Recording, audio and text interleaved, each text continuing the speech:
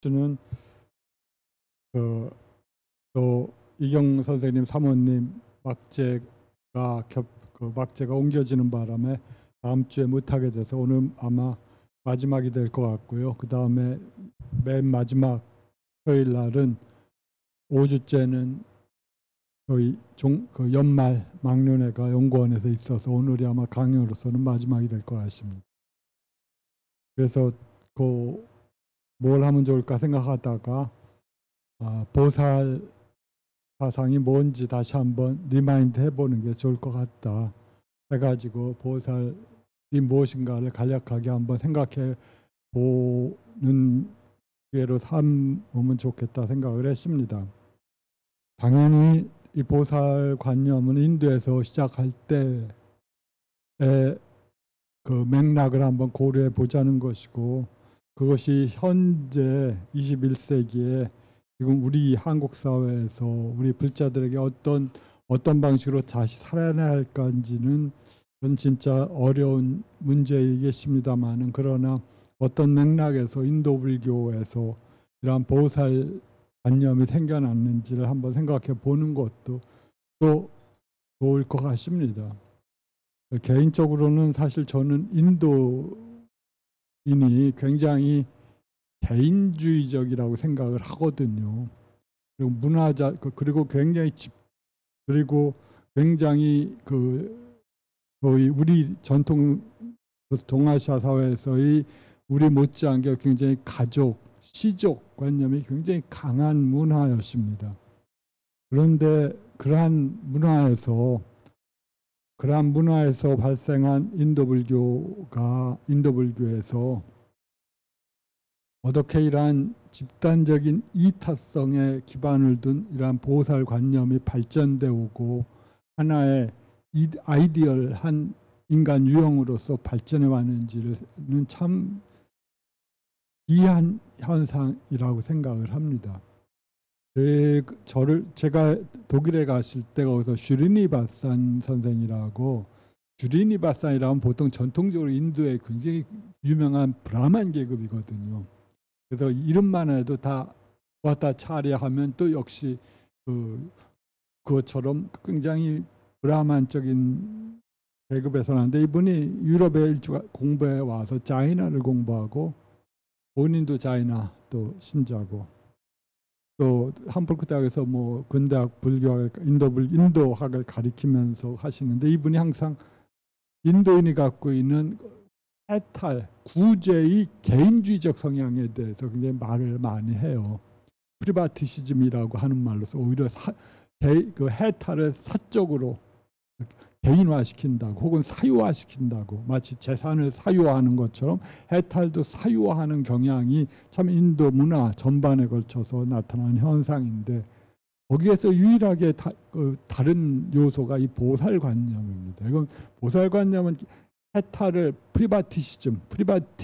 프리바타이즈하는 게 아니라 개인주의하고 사적인 어떤 걸로 만든 게 아니라 이것을 거의 인간 모두의 혹은 생명체 모두에 공유하는 어떤 자본으로 그런 식으로 생각하는 거거든요.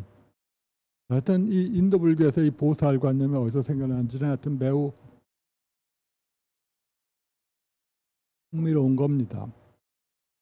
그리고 이 대승불교가 결국 이 보살관념에서 나온 것이고, 대승이라고 하는 것이 보살관념을 다양한 방식에서 수행한 그 집단들의 소위 사상 체계의 다름 아니라고 한다면, 이 보살 사상이야말로 대승이, 그것이 중관이든 유식이든 아니면 열애장이든 아니면 후에 밀교이든 간에, 혹은 뭐 동아시아에서도 화엄이든 뭐 선이든 상관없이, 제 생각은 대신 보살 실천적 수행자로서는 보살을 떠나서 생각해 볼 수가 없습니다. 그런데 굉장히 중요한 게 궁극적인 관심을 갖고 있거든요. 이 보살이라고 하는 인간들이. 그래서 초반부터 그랬습니다. 조금 이따 보시겠지만 보살 사상을 일으키는 원동력 자체가 어떤 붓다를 닮아가고자 하는 건데, 이 붓다라고 하는 상태를 증득했던 석가모니, 그들의 시승했던 석가모니 붓다가 갖고 있는 경험을 소위 자기들이 추체험해서 자기들도 석가모니와 같은 정신적 상태로 자신의 심신의 기반을 변화시키고자 했던 사람들인데 이 문제가 하나의 강력한 그 출세관적인 성격을 보여주고 있습니다. 물론 그 해석은 일상적인 뭐 그러한 초월 개념은 아니고 분명히 여기서는 대승적 뭐 불교에 특유한 그리고 대승불교에 특유한 소위 말해서 우리의 일상적 경험이 궁극적인 경험으로 변화시키는 그 지점을 노리고 있기 때문에 그래서 매우 독특한 불교만의 독특한 해석이지만 그럼에도 불구하고 이 보살 경험을 했던 사람들이 지향했던 목표는 그 더 이상 추락하지 않은 어떤 상태 이러한 정신적 경험을 했으면 거기서부터 추락하지 않은 어떤 상태를 얻고자 하는 거거든요. 근데 그것이 저절로 얻어지는 건 아니라고 생각합니다. 저는 뭐 이런 경험을 당연히 못 얻었지만 제가 옛날에 공부해서 좋아했었던 바둑 얘기를 좀 비유해서 하면 좀 이해가 쉬울 것 같습니다. 어떤 바둑도 굉장히 열심히 몇 년간 투자하면 어느 단계에 도달되는데 거기서 더 투자를 하면 이제 더 이상 많이 떨어지지 않는 어떤 상태에 도달해요. 보통 저는 그것이 한 1급 정도의 단계라고 생각하는데 그러면 몇 년간 안 둬도 다시 조금만 더 하면 그 상태를 금방 회복하거든요. 그런데 그 상태에 도달하지 않으면 계속 그냥 조금만 하다 보면 추락을 하고 그 상태 그러니까 그 상태에 도달된 사람들은 바둑을 들 때 바둑을 통해서 어떻게 이것들을 구성해 나갈지에 대한 어떤 안목이 생겨요. 그런데 그 안목을 얻는 게 참 바둑에서 고수와 하수가 되는 특경인데 그것이 그 쉽지는 않더라고요. 그런데 그 안목이라고 하는 건 제가 나름대로 이해한 바로는 바둑에서 죽고 사는 문제, 돌이 죽고 사는 문제, 한 판을 어떻게 구성해야지 더 돌을 더 유용하게 구성할 수 있는가 하는 그런 안목이거든요. 뭐 불교의 거창한 방식으로 말해서 생사에 대해서 어느 정도 안목이 생겼을 때 그때 뭐 우리가 보는 하나의 생 속에 설사 실패하든 성공하든 그것들을 그 성공과 실패에 구애되지 않는 그러한 심적인 상태를 얻는 것처럼 바둑판도 그냥 수없이 많이 두면서 그러한 지고 이기는 게 문제가 어떻게 이 바둑판을 아름답게 구성할 것인가 하는 문제에 보다 신경을 쓰면 그때 어떻게 아름답게 한 판을 구성해 나갈 것인가에 대한 안목이 생기거든요. 그때 자기의 바둑 기력이 한결 높아지는데 그때가 기원 바둑으로 1급 수준입니다. 이거 이 성스러운 법문 시간에 이런 바둑 얘기를 해서 죄송합니다만은 이것은 사실 바둑도 생사의 문제거든요. 그래 제가 어떤 식으로 해서 그 바둑을 좋아했냐면 뭐 고등학교 때 이 모든 삶이 고통스러운데 그냥 다 학교 공부도 싫고 그래서 학교에 가서는 오직 철학책만 읽고 집에 들어와서는 그 바둑만 뒀거든요. 기원 가서. 그런데 열심히 뒀는데 어떤 것들 원칙이 있거든요. 생활 세계에서 행동할 때 우리들이 행해야 될 윤리적 규정이 있는 것처럼 바둑에도 가장 효율적인 방식의 규정들이 있어요. 우리가 그것을 정석이라고 부르는 것. 그래서 그것들을 일단 외우고 실전에 응용해야 되거든요. 그래서 열심히 수백 개의 그 바둑 정석을 외웠죠. 그다음에 제법 잘 두게 됐는데 여러 가지 면에서 저보다 나중에 못 두는 애가 항상 제가 걔한테만 가면 져요. 그래서 내가 하루는 곰곰이 왜 내가 질까 생각해 봤어요. 내가 여러 가지 제가 행사 이렇게 바둑에서 누구를 잡고 사는 문제는 좀 따져봐야 되겠더니 제 스타일과 안 맞아갖고 저는 되게 약한데 소위 말해서 그런데 제가 조금 남보다 잘 두는 게 포석 감각이에요. 어떻게 전반적으로 이 포석을 해서 운영해가는 건 동급에 비해서 낫거든요.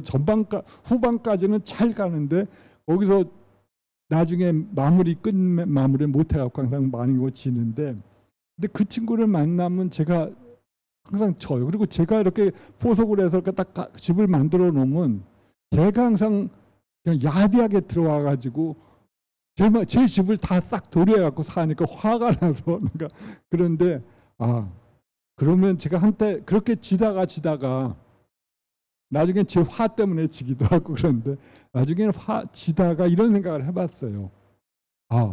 뭐 들어오겠다 그러면 이 집이 이게 내 집이냐? 바둑판 361개 중에 내가 집 포석 돌 몇 개를 깔아놨다. 이게 내 집이라고 하는 것 자체가 우습지 하면서 걔가 들어와 살겠다면 그렇지 살려주고 대신 나는 더 큰 세력으로 있지 뭐 하면서 들어오는 대로 다 살려줬어요. 그런데 걔는 열심히 내 집을 파괴했잖아요. 두세 집 내갖고 살고 나는 설마 내가 두세 집 이 세력을 갖고 못 내겠다 생각을 하니까 이건 그다음부터는 제압이 안 되는 거예요. 들어와 살고 원하면 살려줄게. 하지만 다른 데서 하면 10집은 남죠. 그러니까 당연히 전반적으로 이기거든요. 그런 면에서 제가 이것도 그 생각을 가지면서 제가 강한 1급으로 변해버렸어요.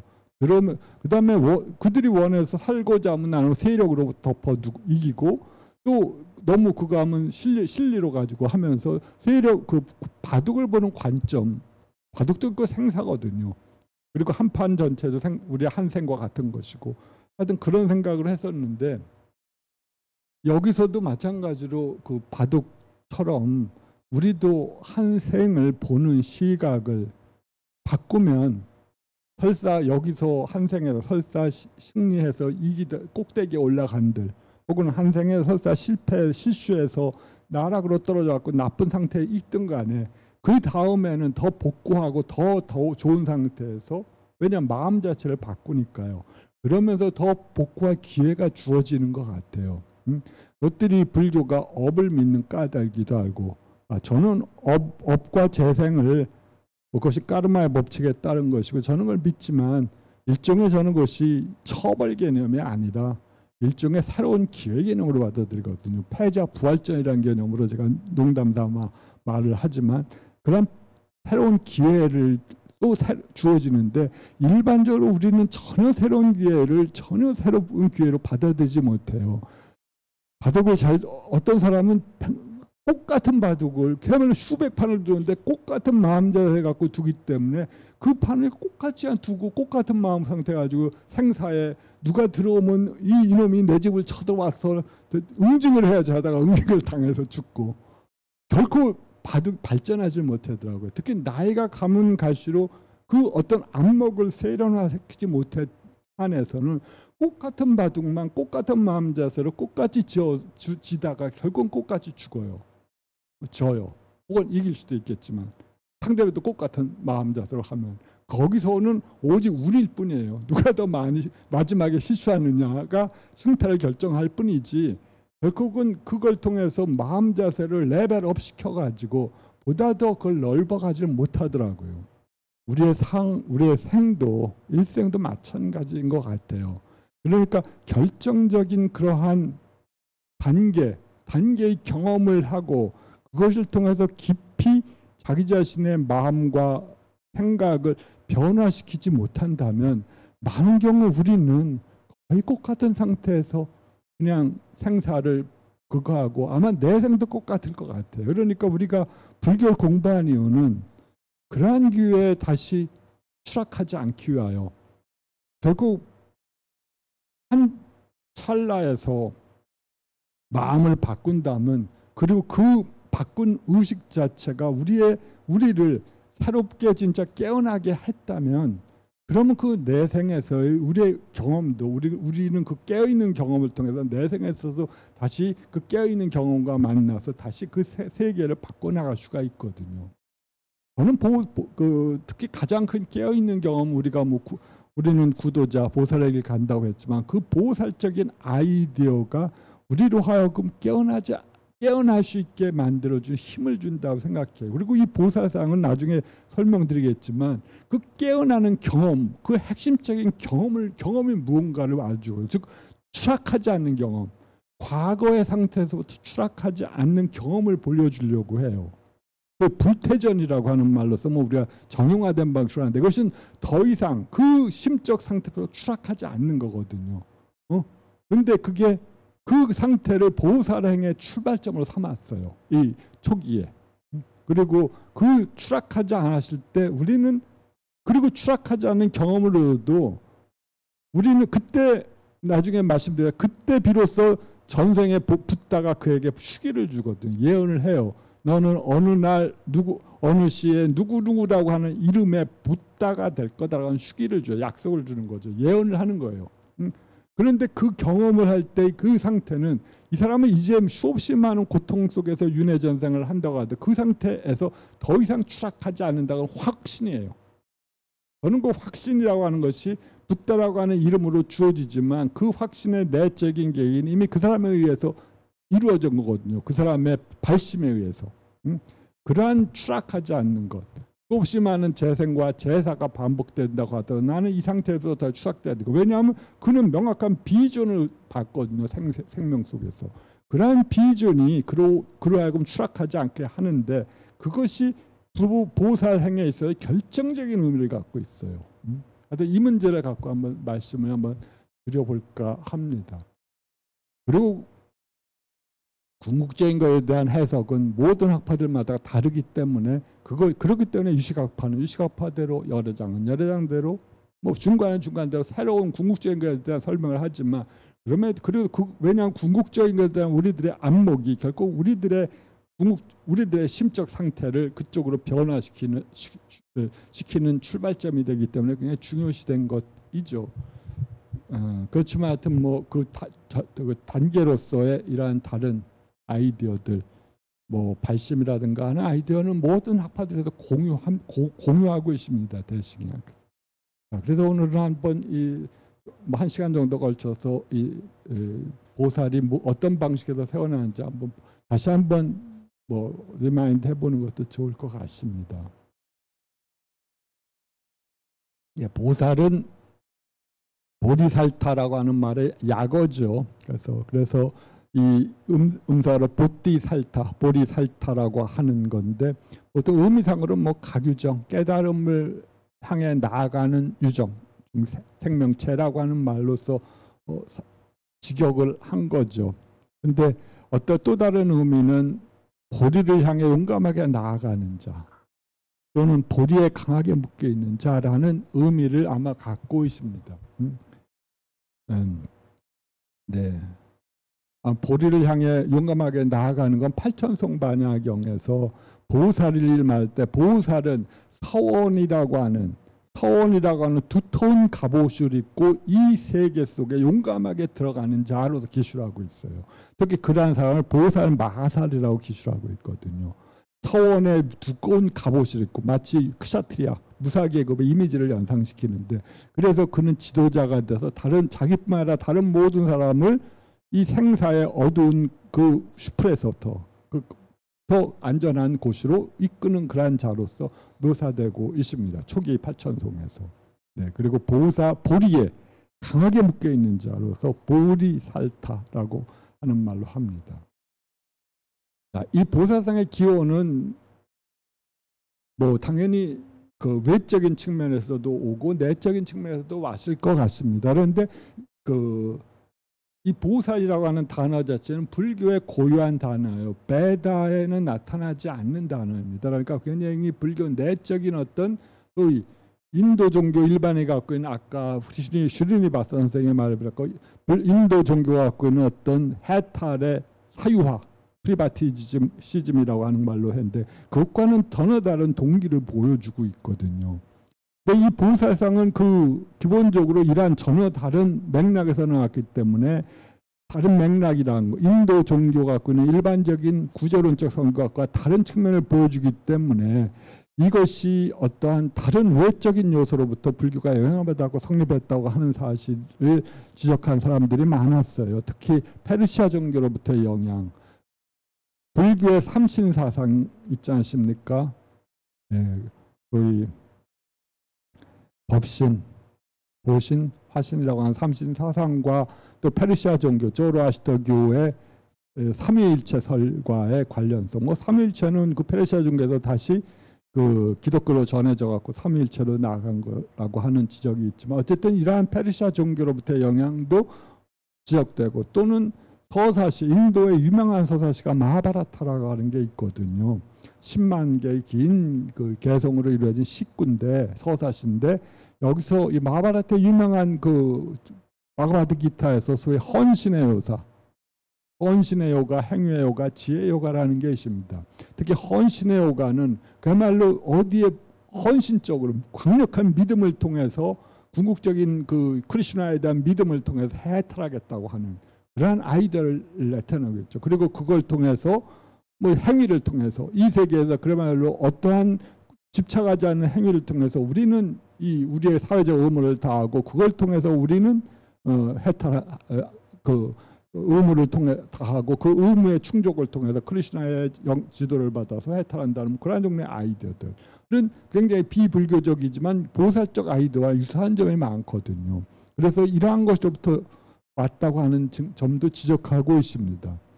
그러나 더 중요한 건 이런 내부적 요인이라고 생각을 합니다. 그런데 먼저 그러기 전에 심심하니까 한번 우리 지도를 조금 보면서 한번 보시죠.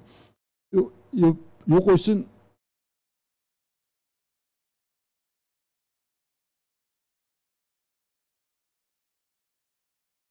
네, 이것이 인도인데요. 네.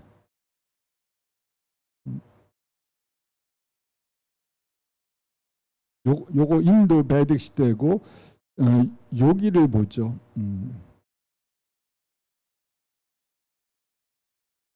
요거 5세기 1100년에서 500년까지인데 주로 부처님이 생존하시고 살아다니실 때 이 인도의 소위 정치적 지형들입니다. 이것을 보통 브론코스트라고 하는 학자는 불전에 보면 16개의 왕국이 있었다 그러거든요. 16개의 왕국이 어디에 위치해 있는지 그리고 우리는 기껏 조금 더 안 되나?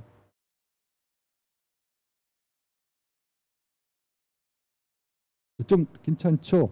보통 이게 코샬라국이고요. 코샬라국은 저도 이름은 들어보셨을 겁니다. 부처님이 태어나시던 그 왕국이 코샬라국의 속주였죠. 조그만 속방이었습니다. 속했던 곳이었습니다. 그 다음에 비데하 왕국이 있고 그 다음에 여기에 마가다 왕국이 있어요. 그 다음에 우리가 알고 있는 카시족이 세운 왕국이 있고 그 다음에 그 옆이 간다라 지역이 있고 뭐 나중에 간다라 지역은 불교의 흥성지로서 유명하지만 그 당시에도 역시 왕국이었습니다. 그 다음에 쿠루라고 하는 것은 마하바라타의 무대가 되는 것을 말해서 그거죠. 그래서 이렇게 16국을 이렇게 지금 정치적 정을 고가면서 그 다음에 문제가 뭔가 그러면 이 당시 인도가 이렇게 16개의 왕국으로 갈라지면서 이 쿠루라고 하는 것은 전통적인 소위 아리안족들의 무대였습니다. 지금의 델리 쪽이고 이 쿠루족이 결국은 마하바라타라고 하는 게 이 쿠루족과 그 다음에 그의 사촌들과의 싸움들이거든요.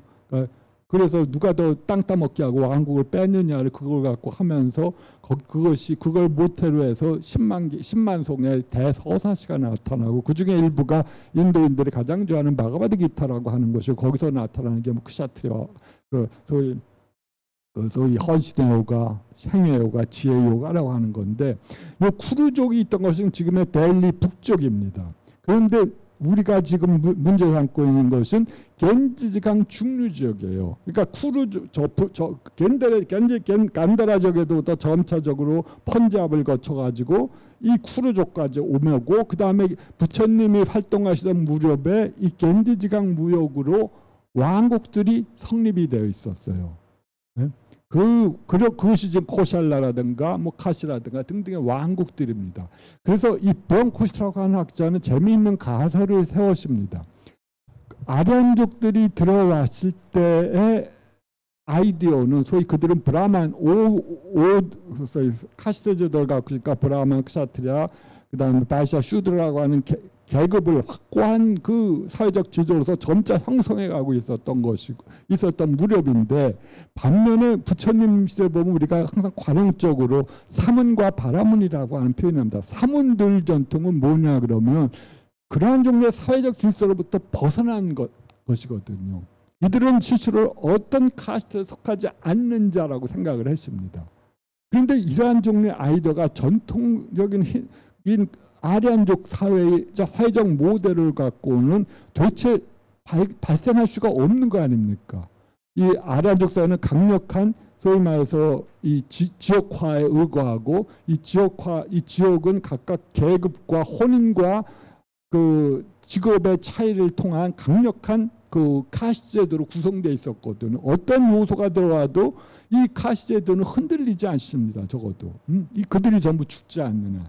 그러니까 인도와 같은 그 외족의 침입이 분반한 사회 속에서는 이것은 사회를 유지시켜주는 강력한 토대가 되었죠. 이러한 그 카시제도는요.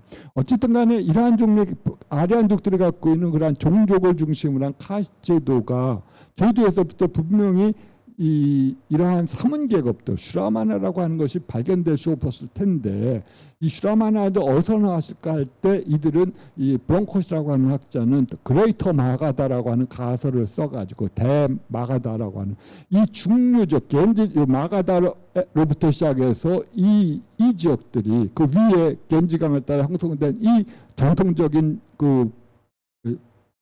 이 사회 속에서 새로운 종교적 이념이 발생되었고, 그것들이 점차적으로 이 아리안족들의 그 카시제도와 대립하면서 새로운 그 새로운 구제론적 이념에 따라 수행하는 그룹이 형성되었다라고 하는 주장을 했어요.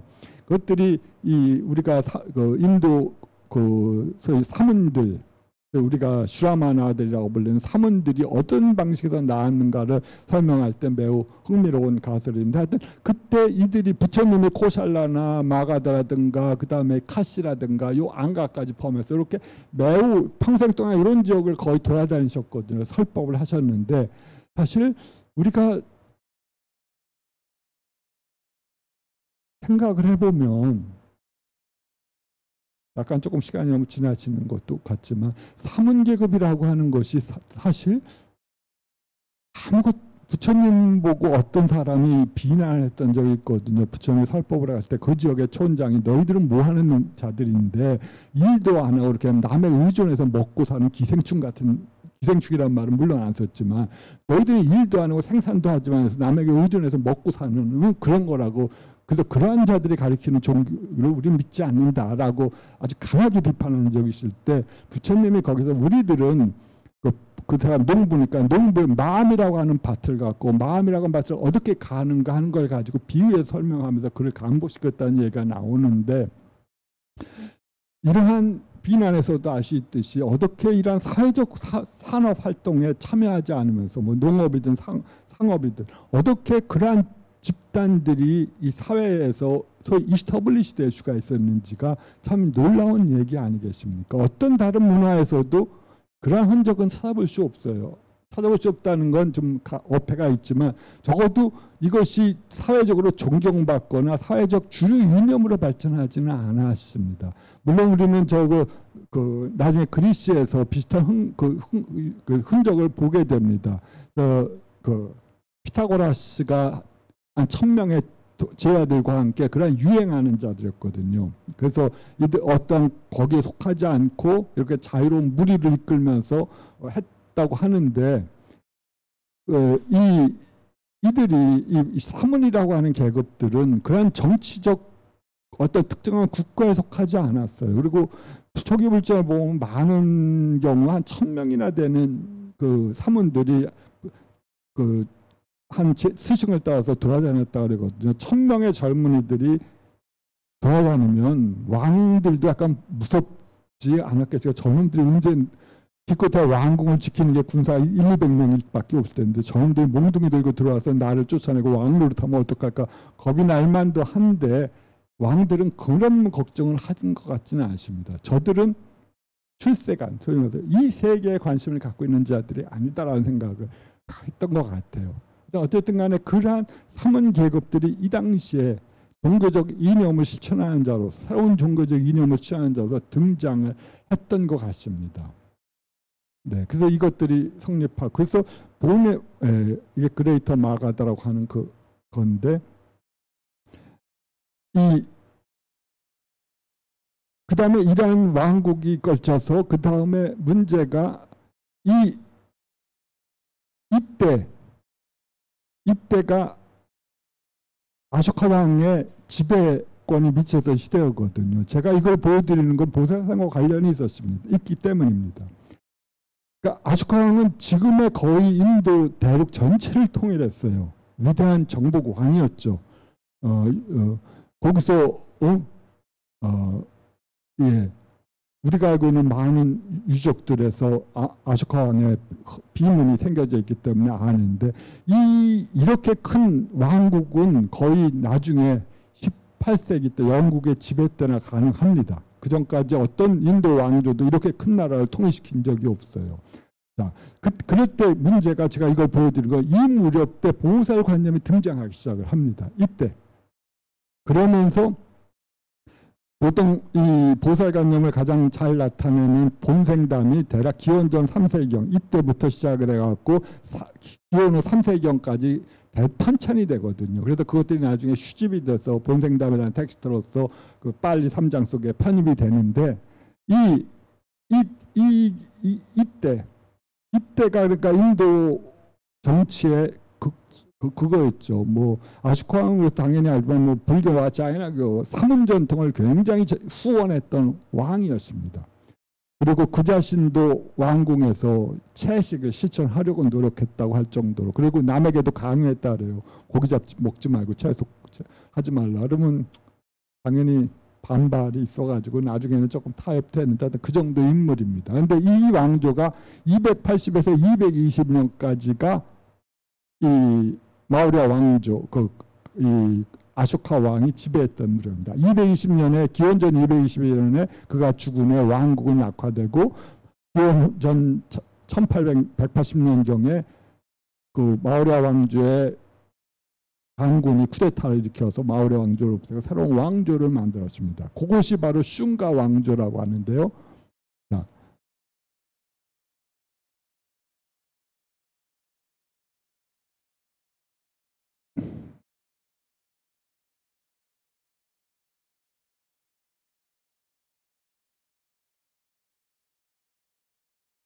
제가 보여드리고자 하는 게 가깝이 약간 관련이 있기 때문입니다. 이 슌가 왕조는 전통적인 사문들을 지원하지 않고 더 이상 이제 브라만 계급들의 종교를 지원했습니다. 전통주의자들이었어요.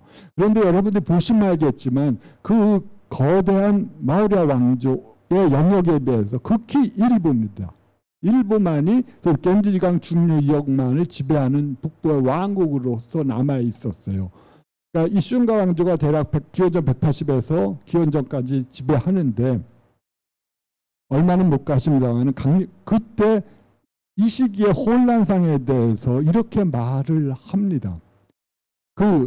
생각해 보세요. 북부 인도를 평화롭게 통치했던 마우리아 왕조가 소멸한 후에 급격히 정치적 권력은 이 슌가 왕조로 집중했지만 수없이 많은 혼란들이 나타났을 거예요. 정치적 통일체가 파괴된 후에. 그때 이 더구나 슌가 왕조를 만든 사람들은 친베다주의자들이었고 전통주의자들이어서 불교나 기본 사문 전통을 탄압했습니다. 그때 혼란에 대해서 이런 마하바라타에 이런 규절이 나온다고 합니다. 그때 이 시기에가 선인들, 그러니까 베다의 현자들이죠. 선인들은 이렇게 한탄을 해요. 이 시기에는 모든 규범들이 파괴되었다. 그리고 사람들은 탑을 세워서 거탑에 기도를 하고, 사람들은 자기 가족들을 팔아버리고 다른 것들을 잡아서 인육을 먹고, 이 소위 말세라는 거죠. 쉽게 말해서. 이것이 다 무엇 때문에? 이 불교나 불교라는 말은 안 하지만 이 불교나 짜내그를 믿는 그러한 종류의 전통을 믿지 않는 자들이 이 윤리를 파괴했기 때문에 이런 사기타가 온 거다라고 하는 한탄이 그 전통적인 현자들의 입장에서 나오는데 하여튼 그 시기에 그렇게 혼란된 상태였다고 합니다. 그러니까 그리고 이 쿠샨 왕조라고 하는 것이 등장을 하는데요. 이 쿠샨 왕조는 대략 기원 전에 후에서 대략 한 250년까지 유지되었던 왕조인데 주 지역들이 이쪽입니다. 간다라 지역이에요. 불교의 중심지가 대승이 들어오면서 간다라 지역으로 옮겨가거든요. 이건 왕조의 정책과도 관련이 있습니다. 이 쿠샨 왕조는 우리가 알고 있듯이 쿠샨 왕조의 월지국이라고 불렸던 왕국이 쿠샨 왕국입니다. 한역에서. 쿠샨 왕국은 친불교 정책으로 했고 지금의 뿌르샤뿌르라고 하는 헤샤와르라고 불려지는 게 뿌르샤뿌르인데요. 그것이 여기서 아상가도 태어나고 바시반도 태어났던 곳이죠. 이것이 수도였는데 중부인도 일부만을 북부인도 일부만을 점령했지만 강력한 친불교 정책으로 그 이후에 불교 정책들이 불교의 중심지가 이쪽으로 변해 가게 됩니다. 자, 이런 것을 계속 보여드리는 이유는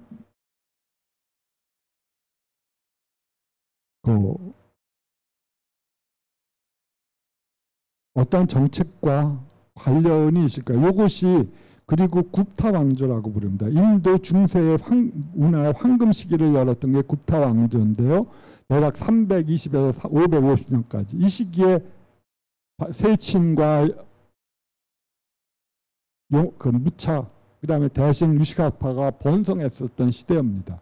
인도 중세의 여러 가지 철학자들이 불교와 논쟁을 벌였던 그 시기도 이 시기예요. 소위 인도 중세의 황금 시기를 열었던 왕조인데 이때 보살 사상도 역시 정점에 달하게 됩니다. 자, 그러니까 중부 인도를 제법 통치했어요. 북부 인도를. 인도에서의 정치적 중심지는 항상 북부 인도거든요. 겐지지강 지역을 중심으로 소위 페샤와르까지 이어지는 그 지역입니다.